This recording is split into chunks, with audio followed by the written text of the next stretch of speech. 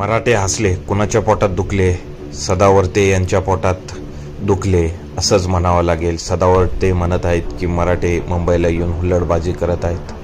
मनोज जरांगेंची भूमिका आपल्याला पटती नाही पटती हा भाग वेगळा, पण गावखेड्यातून मराठ्यांची पोरं आबाळ होत असतानाही मुंबईत आली. वर्षभर शेतकरी म्हणून हाल अपेष्टा सोसत असताना जरांगेसोबत मुंबईला आल्यानंतर थोडी मुंबईत फिरले, बघितले, आनंद घेतला, तर इतरांच्या पोटात का दुखतं? ते काय इराण पाकिस्तानातून आलेले नाहीयेत, आपलेच भाऊबंद आहेत. मुंबईत त्यांची पण आहे. आरक्षणाच्या मागणीसाठी आले म्हणून काय त्यांनी सतत रडवलेले चेहरे घेऊन माहेरची साडीमधील अलकाकुबल व्हायचं का रे सदावर्ते? आव्हाने, संकट, अनिश्चितता पाचवीलाच पुजली.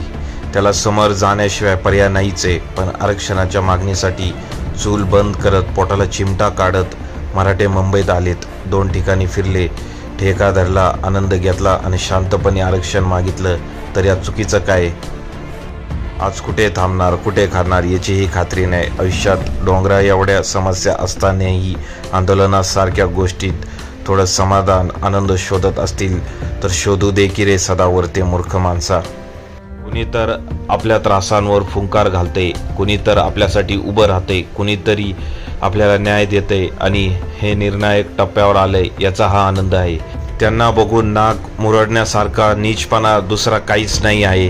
गुणरत्न सदावर्ते मूर्ख माणसा, थोडी अक्कल ठिकाण्यावर घे. खूप जास्त शिकला असशील पण तू हुकलेला आहेस, हेच ह्या तुझ्या प्रतिक्रियातून सिद्ध होतं.